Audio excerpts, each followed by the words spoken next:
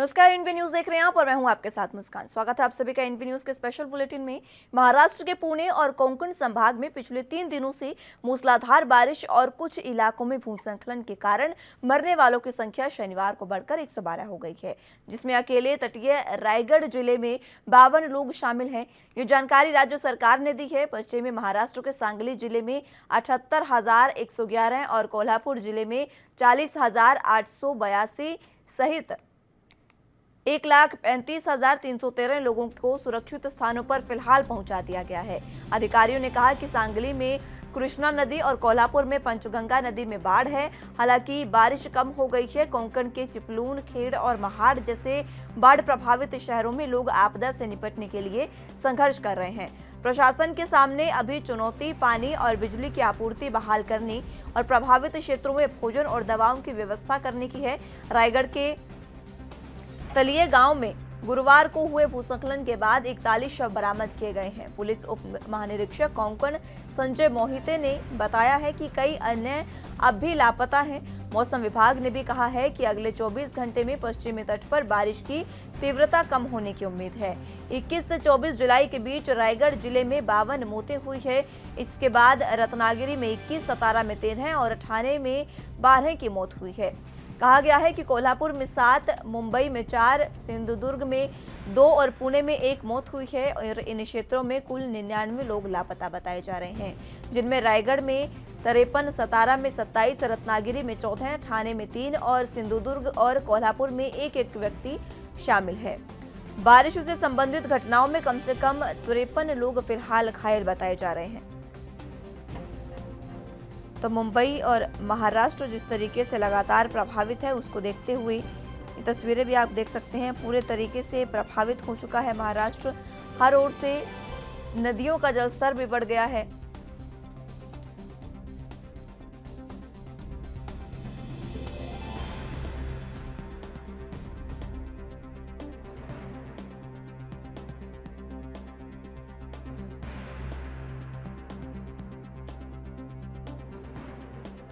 बचाव कार्य में जुड़ी हुई हैं पूरे तरीके से। इस दौरान मुख्यमंत्री उद्धव ठाकरे ने भी कहा है कि राज्य के कई हिस्सों में भूस्खलन घातक साबित हुआ है, इसलिए सरकार पहाड़ी इलाकों में रहने वाले लोगों को स्थायी रूप से स्थानांतरित करने की योजना लेकर आएगी। यानी कि अगर ये योजना आती है तो निचले इलाकों से जुड़े लोगों को पूरे ही स्थायी रूप से सुरक्षित स्थानों पर पहुंचाया जाएगा, जिससे अगर दोबारा बाढ़ की स्थिति आती है तो जान माल का नुकसान होने की संभावना कम रहती है। बता दें कि राष्ट्रपति रामनाथ कोविंद ने भी दिन में महाराष्ट्र के राज्यपाल भगत सिंह कोश्यारी को फोन किया और राज्य में बारिश और बाढ़ के कारण जानमाल के नुकसान पर चिंता व्यक्त की है। उप मुख्यमंत्री अजित पवार ने कहा कि पीड़ितों के परिजनों को 5-5 लाख रुपए की आर्थिक सहायता दी जाएगी, जबकि केंद्र सरकार ने 2-2 लाख रुपए की घोषणा की है। इसके अलावा प्रभावित क्षेत्रों में चावल, दाल और मिट्टी के तेल सहित राशन किट वितरित की जाएगी। उन्होंने कहा कि महाराष्ट्र सरकार अलमट्टी बांध से पानी को समय पर छोड़ना सुनिश्चित करने के लिए पड़ोसी कर्नाटक के साथ समन्वय भी स्थापित कर रही है, ताकि कोल्हापुर जिले में बाढ़ को कम किया जा सके और जलाशयों के ऊपर है। एजेंसियों के अनुसार आधिकारिक बयान में कहा गया है कि सतारा जिले में 3,024 और रत्नागिरी में 115 सहित 3,221 मवेशी भी मारे गए हैं। राष्ट्रीय आपदा प्रतिक्रिया बल यानी एनडीआरएफ ने राज्य में बचाव कार्यों के लिए 34 टीमों को तैनात किया है और इसके अलावा स्थानीय प्रशासन और सेना की टीमें बचाव और राहत कार्य में लगी हुई है। कलेक्टर शेखर सिंह ने बताया कि सतारा जिले में अंबेघर और ढोकवाले गांव में भूस्खलन की वजह से कम 13 शव बरामद हुए हैं और भूस्खलन गुरुवार और शुक्रवार की दरमियान रात को हुआ था।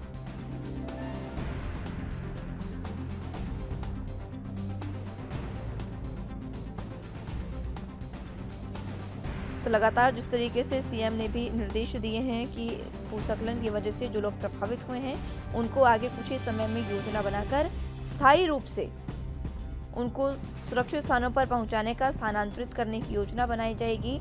वो सबसे घातक भूस्खलन वाली जगह तलिये गांव में पत्रकार से भी बात कर रहे थे। इस दौरान उन्होंने ये सब बातें कही। उन्होंने कहा कि पहाड़ी ढलानों और पहाड़ी इलाकों में रहने वाले लोगों को स्थानांतरित कर दिया जाएगा।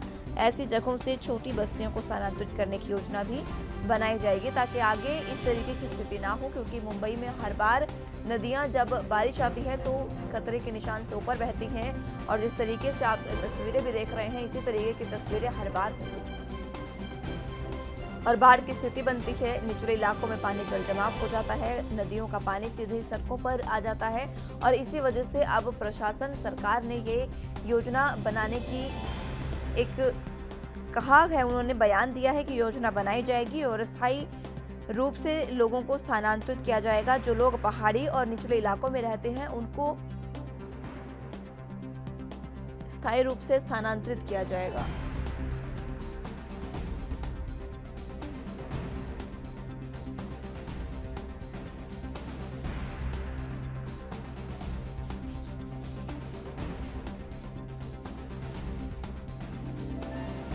तो ज्यादा जानकारी के साथ सत्यप्रकाश सोनी हमारे साथ संवाददाता जुड़ चुके हैं, साथ ही मुरारी सिंह भी संवाददाता मुंबई से जुड़ चुके हैं। सत्यप्रकाश, सीधे आपके पास आना चाहूंगी, फिलहाल क्या कुछ स्थिति महाराष्ट्र की है, क्योंकि जिस तरीके से कोल्हापुर और कृष्णा नदी में बाढ़ आई है, पंचगंगा नदी में, उसके बाद लगातार जो जलस्तर है वो सीधे ही सड़कों पर आ गया है, फिलहाल की क्या कुछ स्थिति?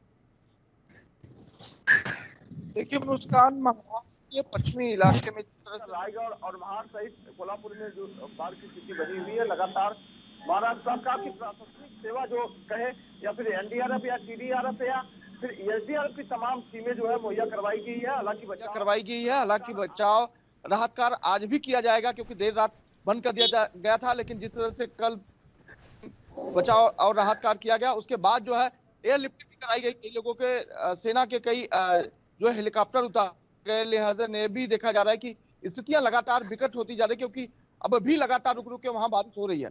लिहाजा स्थिति समान अभी भी नहीं है, लेकिन जिस तरह से महाराष्ट्र के मुख्यमंत्री उद्धव ठाकरे ने खुद रायगढ़ का दौरा किया और तमाम चीजें जो है चर्चा भी थी, लेकिन पहाड़ी के लिए एक योजना बनाने की बात कही गई, उसके बाद उनको पूरी तरह से जो है सुरक्षित स्थान पहुंचाने की बात कही गई, या फिर तमाम लोगों को जो मृतक हैं उनको के तौर पे तमाम चीजें मुहैया करवाने की बात कही गई। तमाम चीजें जो है मुख्यमंत्री ने कहा है। बता दें कि अब तक बाढ़ और लैंडस्लाइड की वजह से 136 लोगों की मौत हुई है, जबकि सेना के जवानों ने, एनडीआरएफ ने कम से 150 लोगों को सुरक्षित भी निकाला है।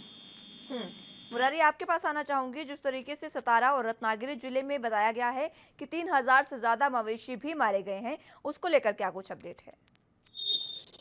मुस्कान, देखिए इस मामले में वहां के एनडीआरएफ की टीम ने जब पहुंची और जिस तरीके से अंदर लापता लोगों की सोच चल रही थी, उसके बाद ये लगातार तस्वीरें और आंकड़े बढ़ने गए और लगभग ये आंकड़े 3000 के आसपास महाराष्ट्र में पहुंच चुके हैं। महाराष्ट्र के मुख्यमंत्री उद्धव ठाकरे ने कल जहां महाड़ का और रायगढ़ का दौरा किए थे, आज वहीं वो चिपलुन जा रहे हैं, जहां वो पूरा निरीक्षण करेंगे। उसके बाद एक आढावा बैठक अधिकारियों के साथ करेंगे कि किस तरीके की राहत सामग्री और किस तरीके का पुनर्वसन किया जाए। वहीं आज केंद्रीय उद्योग मंत्री नारायण राणे महाराष्ट्र के पूर्व मुख्यमंत्री देवेंद्र फडणवीस के साथ पहले महाड़ जाएंगे, उसके बाद तले गांव जाएंगे, जहां पर पूरा गांव का गांव जो है पानी में बह गया है। तो इस तरीके से महाराष्ट्र सरकार जहां पूरी यंत्रणाओं के साथ जो है राहत पहुंचाने की बात कर रही है, वहीं केंद्र सरकार भी महाराष्ट्र की इस आपदा में अपनी एक टीम भेजी है। मुस्कान।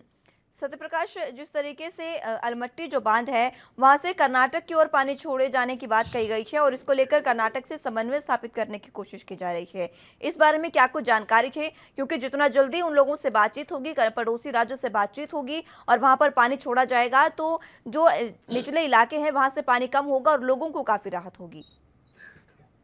मुस्कान, देखिए जिस तरह से मुंबई महाराष्ट्र में लगातार एक हफ्ते बारिश हुई थी, उसमें तमाम जो तालाब है, या तो मुंबई को या तो फिर मुंबई के बाहर यानी कि थाने इलाके को या फिर नवी मुंबई को जो पानी सप्लाई की जाता है, वो बांध भरने की वजह से खोला जाता है। हालांकि अगर यह बांध नहीं खोला जाता तो स्थिति और भी बिगड़ सकती, क्योंकि बांध टूटने का डर रहता है। लिहाजा इसकी वजह से जो बाढ़ की स्थिति बनी है वो कहीं न कहीं लोगों के भयावह स्थिति है, लेकिन जो बाढ़ का पानी या नदियों का संपर्क टूटा है, नदियों का बहाव जो है कर्नाटक की तरफ गया है, जाहिर तौर पर वहां भी स्थिति बिगड़ सकती। इसके लिए कर्नाटक के एनडीआरएफ, कर्नाटक के एसडीआरएफ के अलावा वहां की इंडियन सेना को भी बुलाया गया है। हालांकि ये भी कहा कि इंडियन एयरफोर्स के तमाम जवानों को भी बुलाया गया राहत कार्य के लिए, लेकिन स्थिति परिस्थिति चूंकि एक राज्य से दूसरे राज्य में न बिगड़ जाए, इसको भी खासा ध्यान रखते हुए मुख्यमंत्री ने वहां के प्रशासनिक तमाम अधिकारियों से बातचीत की है। ठीक है, क्या कुछ आगे बातचीत में निकला है, क्या कुछ समाधान निकल सकता है सत्य प्रकाश? देखिए, बाढ़ किसी तरह का राहत बचाव कार्य की तो बात नहीं की गई है, लेकिन ये जरूर कहा गया कि इस तरह की आपदा अगर आ तो सरकारों को जो है पूरी तरह से तैनात होना चाहिए। हालांकि स्थिति काफी भयावह है, जो उम्मीद से ज्यादा जो इंडियन मानसून विभाग ने जानकारी दी थी कि बारिश होगी, लेकिन 3 दिन बाद बारिश होगी, लेकिन वो बारिश लगातार 5 दिन हुई। उसके बाद जिस पैमाने की बात की गई थी, इतने पैमाने तक बारिश होगी, लेकिन उस पैमाने से ज्यादा बारिश हुई। यहाँ तक इंडियन मानसून विभाग कहता कि 40 साल का रिकॉर्ड टूटा है। तो जाहिर तौर पर स्थिति कहीं ना कहीं उम्मीद से ज्यादा हो गई। इसी वजह से सरकार को या फिर प्रशासनिक तमाम अधिकारियों के लिए तमाम तरह के रोड़े पैदा हो गए। लिहाजन अब जो है कोशिश जरूर की जाती है, लेकिन सरकार को करे कि इस तरह की स्थिति से निपटने के लिए बिल्कुल तैयारी रहे। तमाम जो सिस्टम है उसको कहीं ना कहीं अपडेट और दुरुस्त करने की जरूरत है। मुरारी, जिस तरीके से लोग प्रभावित हैं बाढ़ क्षेत्रों से, जिस तरीके से क्षेत्रों में बाढ़ आई है लोग प्रभावित हैं, लोगों तक स्वास्थ्य सुविधाएं क्या मुहैया करवाई जा रही हैं या फिर खाने पीने की चीज़ें? क्योंकि देखिए बिजली भी बाधित हो गई है और लोगों के पास खाने पीने के लिए भी इस समय कुछ भी नहीं है, तो किस तरीके से उनको सुरक्षा के साथ साथ बाकी तमाम सुविधाएं मुहैया कराई जा रही हैं? मुस्कान, देखिए, अगर सांगली की बात करें या कोल्हापुर की बात करें, रत्नागिरी की बात करें या फिर रायगढ़ की, यहाँ के जो निचले इलाके हैं पूरी तरह से पानी में डूबे हुए हैं। यही वजह है कि यहाँ रेस्क्यू ऑपरेशन के अलावा और कोई मदद नहीं पहुंचाई जा पा रही है। सबसे बड़ी वजह है कि पूरे इलाके में बिजली की सप्लाई बंद है, जिसकी वजह से लोगों से संपर्क कर पाना भी काफी मुश्किल है। जिस तरीके से ड्रोन कैमरे के जरिए नजर रखी जा रही है इलाकों में, कह सकते हैं कि सर्च ऑपरेशन चलाया जा रहा है। कई तो ऐसी परिस्थिति में महाराष्ट्र सरकार और खुद मुख्यमंत्री उद्धव ठाकरे ने जिला अधिकारी स्तर पर सबको वार्निंग दी हुई है, खाने पीने की सामग्री हो या पानी के बाटले हो, ये जो है हर इलाके में पहुंचाया जाए जहां पर लोग घरों से बाहर नहीं निकल रहे हैं, जहां पर बाढ़ की स्थिति फिलहाल ज्यादा अगर है। राहत सामग्री नहीं पहुंचाई जा रही है तो लोग किस तरीके से अपना गुजारा बसर कर रहे हैं? क्योंकि लगातार उनको सुरक्षित स्थानों पर भी पहुंचाया जा रहा है, लेकिन इस बीच लोगों में जिस तरीके से राहत सामग्री नहीं पहुंच पा रही है तो गुजारा बसर करना बहुत मुश्किल हो जाता है। मुस्कान, देखिए, जहां इनकी जिंदगी और मौत का सवाल था, वैसे में बारिश की वजह से अगर जान बची है तो कहीं भूख की वजह से न मर जाए। ऐसे में राज्य सरकार को गंभीरता लेते हुए बचाव कार्य के साथ राहत सामग्री पहुंचानी बहुत ही जरूरी है। अगर लोगों की जान बची है तो सवाल ये उठ रहा है कि 72 घंटे से ज्यादा का वक्त गुजर गया है। जब पूरे इलाके जलमग्न थे तो घर में खाने पीने की सामग्री खराब हो चुकी होगी, नष्ट हो चुकी होगी, तबाह हो चुकी होगी। तो सबसे पहले एनडीआरएफ की टीम जो मदद कर रही है, जो एक मुख्य भूमिका इस आपदा में निभा रही है, इनके ही जरिए अगर खाने पीने की सामग्री उन लोगों तक पहुंचती तो इस आपदा में एक बड़ी राहत कही जाती। लेकिन जानकारी है कि सही तरीके से पर्याप्त मात्रा में लोगों को खाने पीने की सामग्री नहीं पहुंच पा रही है। और शायद यही वजह है कि विपक्ष के रूप में बीजेपी महाराष्ट्र सरकार पर हावी होते हुए कहा है कि पहले मुआवजे की बात न करें, जो लोग बचे हुए हैं उन्हें 2 वक्त की रोटी और पानी का इंतजाम कराएं। मुस्कान, सत्य प्रकाश, आपसे जानना चाहूंगी, जिस तरीके से लगातार उद्धव सरकार तो काम कर ही रही है, महाविकास अघाड़ी सरकार काम कर रही है, लेकिन क्या केंद्र की ओर से ऐसी कोई सुविधाएं लोगों को मिल रही है? वहां से कोई सहायता एनसीपी को और तमाम सरकार को मिल रही है महाराष्ट्र की? क्योंकि देखिए खुद राष्ट्रपति ने कल राज्यपाल से बातचीत की है और उनसे स्थिति का जायजा लिया है। क्या उसके बाद कोई सुविधाएं दी गई है, कोई मदद दी गई है सरकार द्वारा? देखिए, महाराष्ट्र सरकार के उद्धव ठाकरे ने आमतौर पर रक्षा मंत्री राजनाथ सिंह से बात की थी कि स्थिति बिल्कुल बिगड़ रही है। ऐसे में रक्षा मंत्री ने इंडियन एयरफोर्स को तुरंत राहत बचाव कार्य में शामिल होने की बात कही थी, जिससे कल दोपहर के 3 बजे के आसपास इंडियन फोर्स की कई फ्लाइटें जो है, जहाजें जो है वहां पहुंची है। नेवी के तमाम जवान पहुंचे हैं। राहत का और बचाव कार्य तेजी से किया जा रहा है। हालांकि फूड्स पैकेट्स के अलावा भी तमाम चीजें दी गई है। आज उम्मीद है कि आज उन तक पहुंचाया जाएगा, क्योंकि जिस तरह से लगातार कई तस्वीरें भी सामने आ रही थी, काफी लोग जो भूखे अभी भी फंसे हुए हैं। लिहाजा एनडीआरएफ और एसडीआरएफ की जिम्मेदारी सबसे पहले यही है कि जितने लोग फंसे हुए हैं या जितने लोग अभी मिसिंग है, गायब है, उनकी तलाश की जा रही है।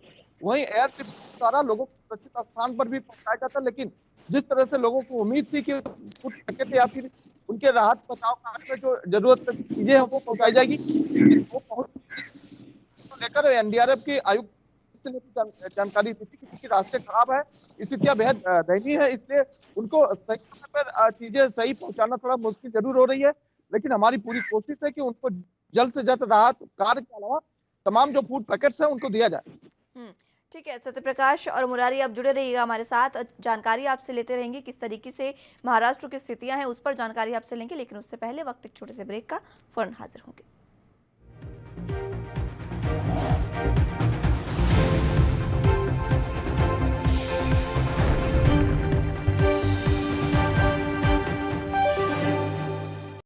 ब्रेक के बाद एक बार फिर से स्वागत है आप सभी का।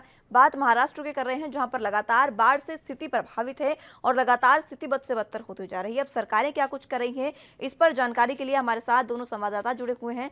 सत्यप्रकाश, आप ही के पास एक बार फिर से आना चाहूंगी। जिस तरीके से सरकारें काम कर रही है और केंद्र सरकार की ओर से भी कुछ मुहैया जो चीजें हैं वो कराई गई है, लेकिन क्या और कुछ भी राहत सामग्री जो है या फिर कोई अन्य सुविधाएं जो केंद्र सरकार दे रही हो? देखिए, राज्य सरकार ने केंद्र सरकार से मदद की जरूरत है। स्थिति काफी दयनीय है और ये जो मामला कहीं न कहीं एक राज्य से दूसरे राज्य तक जाता हुआ दिख रहा है, क्योंकि स्थिति जिस तरह से कर्नाटक की बिगड़ने वाली, क्योंकि अगर पानी लगातार इसी तरह से बरसता रहा और बात खोले गए तो जाते तो कर्नाटक की भी स्थिति खराब हो सकती है। लिहाजा अब जो है केंद्र सरकार से गुहार लगा, हालांकि पीएम मोदी ने अपने रिलीफ फंड से जरूर मृतकों के परिवार को 2-2 लाख की घोषणा की है और जो घायल है उनको 50,000 की घोषणा की है, लेकिन ये कहीं न कहीं उपयुक्त नहीं है, प्रचुर नहीं है। लिहाजा महाराष्ट्र सरकार को भी इसमें दखल देने की बेहद जरूरत है। महाराष्ट्र सरकार पूरी कोशिश कर रही है कि स्थिति को कंट्रोल किया जाए, लेकिन जिस तरह से लगातार बारिश हो रही है, कल भी रात में रुक रुक के बारिश जरूर हुई है, लेकिन अब जो स्थिति है कहीं न कहीं हाथ में नहीं है फिलहाल महाराष्ट्र सरकार के। लिहाजा महाराष्ट्र सरकार कोशिश कर रही है कि केंद्र सरकार इसमें अमल करे और केंद्र सरकार की तरफ से भी जो कहीं न कहीं लोगों की मदद दी जाए। बिल्कुल। मुरारी, देखिए जिस तरीके से खुद अब महाविकास आघाड़ी सरकार ये चाह रही है कि केंद्र सरकार भी बीच में हस्तक्षेप करे और तमाम स्थितियों को संभाले, क्योंकि अब स्थिति बद से बदतर होती जा रही है। इसमें अब क्या कुछ ज्यादा अपडेट है? मुस्कान, देखिए, अगर मुख्यमंत्री उद्धव ठाकरे के बयान पर नजर डाले तो उन्होंने 2 दिन पहले जिस तरीके से कहा था कि हालात बिगड़ रहे हैं और ऐसे में केंद्र सरकार भी हमारी मदद करे, जिसके बाद केंद्र की तरफ से यहाँ पर सेना भेजी गई थी। वहीं आज केंद्रीय मंत्री नारायण राणे आज जो है दौरा करेंगे यहाँ का। उसके बाद क्या कुछ रिपोर्ट है वो केंद्र को सौंपेंगे। उनके साथ तरीके से हालात बिगड़ रहे थे, उद्धव ठाकरे इस तरीके से यहाँ के हालात का पूरी जानकारी प्रधानमंत्री को दिए हुए थे। उसके बाद कर सकते हैं कि केंद्र की एक टीम है जो आज महाराष्ट्र से पहले तलेगांव में पहुंचेगी, जहां पर 36 से 38 लोगों की मौत हुई थी, जबकि 35 से 40 लोग लापता थे। उस गाँव जाएंगे, वहां से वो जो है कि बाढ़ पीड़ित जो इलाके, चाहे वो सांगली का इलाका हो, कोल्हापुर का इलाका हो, रत्नागिरी का इलाका हो, ये पूरे इलाके का जायजा करेंगे और ये रिपोर्ट जो है वो केंद्र को सौंपेंगे। मुरारी, ये भी बताइए, देखिए जिस तरीके से रात को सत्यप्रकाश ने बताया कि एनडीआरएफ ने जो राहत बचाव कार्य है वो बंद कर दिया था, क्या उसका बंद करने का कारण रहा और अब किस तरीके से राहत बचाव कार्य जारी है? हमारे सत्यप्रकाश जैसे कहा था कि रात में स्थिति, क्योंकि रुक रुक करके बारिश और कड़कती बिजली के बीच अगर बचाव कार्य का जो अभियान होता है उसमें गति नहीं मिल पाती है। बिजली आपूर्ति न होने की वजह से जो इलाके थे वहां पर पहुंचना या किसी का शोध करना काफी दिक्कत हो रही थी और यही वजह था कि रात में एनडीआरएफ की जो टीम थी वो कुछ देर के लिए जो है कि रेस्क्यू ऑपरेशन को बंद की, लेकिन जैसे ही सुबह हुई उसके बाद रेस्क्यू ऑपरेशन का काम बड़े ही जोर शोर से चला। लगभग 200 से 250 लोगों को एनडीआरएफ की टीम ने अब तक सुरक्षित ठिकानों पर पहुंचाई है। और मुस्कान, बड़ी बात यह है कि सेना के जवान जो पहुंचे हैं वो एनडीआरएफ के साथ कंधे से कंधा मिलाकर जिस तरीके से बचाव कार्य कर रहे हैं, ऐसी स्थिति में कहना गलत नहीं होगा कि 48 घंटे से लेकर 72 घंटे के अंदर अगर बरसात होती है और टीम यहाँ पर तैनात रहती है तो सुरक्षित ठिकानों पर लोगों को पहुंचा लिया जाएगा। मुस्कान, बिल्कुल, और ये ज़रूरी भी है क्योंकि देखिए सेना, एनडीआरएफ और तमाम सुरक्षा बल जो हैं वो जुटे हुए हैं पूरे तरीके से। और सत्यप्रकाश, आपसे जानना चाहूँगी, फिलहाल जिस तरीके से राहत बचाव कार्य जारी है, बताया जा रहा है कि 1 लाख से ज़्यादा लोगों को जो है वो सुरक्षित स्थानों पर पहुँचा दिया गया है।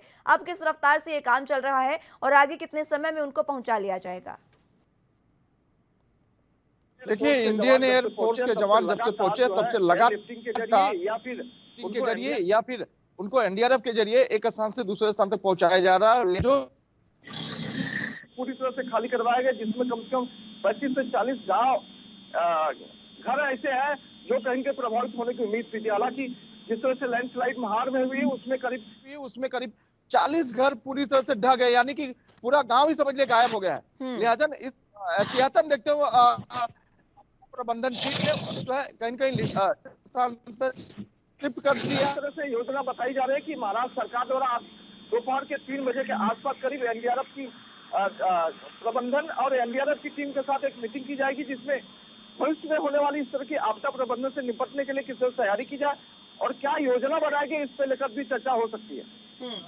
मुरारी, आपसे जानना चाहूंगी, देखिए खुद सीएम उद्धव ठाकरे ने, जैसे कि आपने कल बताया, कल वो दौरे पर थे, उस दौरान उन्होंने एक बड़ी बात कही है जिसमें उन्होंने कहा कि आगे एक ऐसी योजना बनाई जाएगी जिससे स्थायी रूप से ही इन लोगों को निचले इलाके और पहाड़ी इलाकों में जो लोग रहते हैं उनको स्थायी रूप से स्थानांतरित कर दिया जाएगा। अगर इस तरीके की कोई भी चीज होती है, ऐसी योजना बनाकर लोगों को स्थानांतरित कर दिया जाता है, तो आगे अगर ऐसी कोई स्थिति बनती है तो उसमें स्थिति इतनी बदतर नहीं होगी, लोग वहां पर नहीं फंसेंगे और जान माल के नुकसान से हम बच पाएंगे।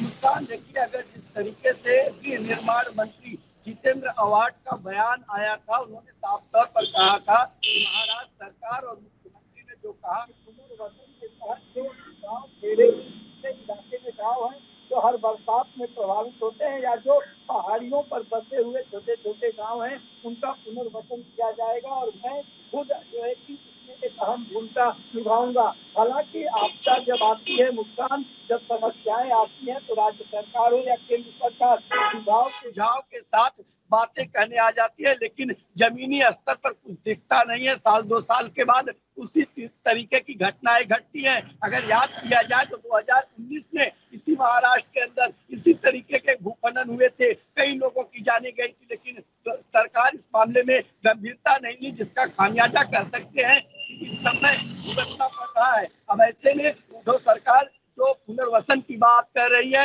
या फिर जिन गांवों को तबाह हो गए हैं उन गांवों को फिर से बसाने की बात कर रही है, देखना ही होगा कि आज जब वो चिपलून के दौरे पर निकले हैं और 3 बजे के बाद जब उनकी एनडीआरएफ और सारे लोगों के साथ जब बैठक होती है और उसके बाद जब ये तीनों दल के नेता आज या कल में बैठक करते हैं तो क्या कुछ निर्णय ले पाते हैं, ये इंतजार करना होगा। मुस्कान, सत्यप्रकाश, आपसे भी इसी सवाल के साथ मैं आपके पास आना चाहूंगी। देखिए, खुद अगर स्थानांतरित किया जाता है, हालांकि मुरारी ने तमाम बातें बताई है, किस तरीके से पहले भी ये बातें कही गई है, लेकिन अभी तक उनको स्थानांतरित नहीं किया गया है। आगे अगर उनको स्थानांतरित कर दिया जाता है तो ये वाकई एक सराहनीय कदम होगा सरकार का, और अगर लोगों को स्थानांतरित कर दिया जाता है तो हम जान माल के नुकसान से काफी हद तक बच सकते हैं।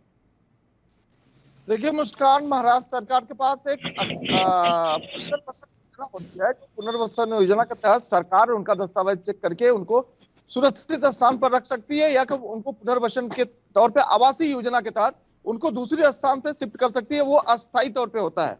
लिहाजा अभी जो बाढ़ की स्थिति है, लोगों को अस्थायी तौर पे रखा जाए, कहीं स्कूलों में रखा जाए, कहीं हॉस्पिटल्स में रखा जा रहा है, कहीं तमाम जो सरकारी जो प्रीमाइसेस बनाए गए हैं वहां रखा जा रहा है। लेकिन पुनर्वसन योजना के तहत उनको अस्थायी तौर पे शिफ्ट कर दिया जाएगा। उसके लिए एक प्रोसीजर होता है महाराष्ट्र सरकार की आवासीय योजना। अगर महाराष्ट्र सरकार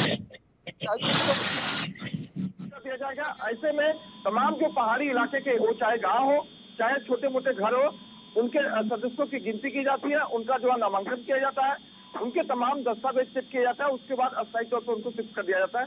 इसके लिए लंबा प्रोसीजर होता है। हालांकि उसके लिए सरकार के पास या एसआरए के पास या महाड़ा के पास इस तरह की जिम्मेदारियां दी जाती है। वो सर्वे करते हैं, सर्वे के आधार पर बाकायदा उनको जो है पुनर्वसन किया जाता है। लेकिन फिलहाल सरकार अब जो है देख रही है कि जिस तरह से लगातार महाराष्ट्र में बाढ़ की स्थिति बनने के बाद इस तरह की स्थिति पैदा हो जाती है कि लोगों के जान माल का नुकसान होता है, लोगों के जो रख रखाव की स्थितियां वो बिगड़ जाती है। उसके लिए महाराष्ट्र सरकार कहीं कहीं अब अस्थायी तौर पर देख रही है कि उनको अस्थायी तौर पर शिफ्ट कर दिया जाए, उनको रख रखाव की जिम्मेदारी दे दी जाए। ठीक है मुरारी, आपके पास आना चाहूंगी। अब जो लोगों को सुरक्षित स्थानों पर पहुंचाया जा रहा है, कहाँ उन लोगों को रखा जा रहा है? और ये बात ठीक है कि अगर पानी का जो स्तर है वो ज्यादा है तो उन लोगों तक, जो बाढ़ प्रभावित लोग हैं, वहां तक सुरक्षा व्यवस्था, राहत सामग्री नहीं पहुंचाई जा रही है। लेकिन जिन लोगों को सुरक्षित स्थानों पर पहुंचा दिया गया है, कहाँ उन्हें रखा गया है और कहाँ क्या उनके लिए भी राहत सामग्री दी जा रही है? मुस्कान, देखिए, अगर सांगली की बात करें तो यहाँ पर 30-35 ऐसे गांव थे जो नदी की चपेट में आ चुके थे। नदी के किनारे जितने भी लोगों के उन्हें वहां से निकाल कर जो है कि सांगली कर सकते हैं। जिला अधिकारी कार्यालय के जो हाउस होते हैं, जो हॉल होते हैं, उन्हें वहाँ पर रखा गया है और जिला प्रशासन की तरफ से खाने पीने की व्यवस्थाएं की जा रही है। अगर हम कोल्हापुर की बात करें तो कोल्हापुर में भी इस तरीके की स्थिति बनी हुई है और यहाँ पर भी इस तरीके से हालात बिगड़ रहे थे। इसे देखते हुए जो लोग किए गए हैं, उनके खाने पीने की व्यवस्थाएं जो है जिला आधिकारिक लेवल पर दिया गया है और लगातार वहाँ पर जिला और ये अधिकारी किया के भी लोग जाना चाहिए मुरारी, और अब देखना होगा कि कितने लोगों को, तमाम जितने भी लोग फंसे हैं उनको कब तक सुरक्षित स्थानों पर पहुंचा दिया जाएगा और कब तक जो अपनी जिम्मेदारी है वो पूरे तरीके से निभा ली जाएगी। बहरहाल बहुत शुक्रिया मुरारी और सत्यप्रकाश हमारे साथ जुड़ने के लिए और तमाम जानकारी के लिए। तो फिलहाल के लिए मेरे साथ इस बुलेटिन में बस इतना ही। आप जुड़े रहिए एनबी न्यूज के साथ। नमस्कार।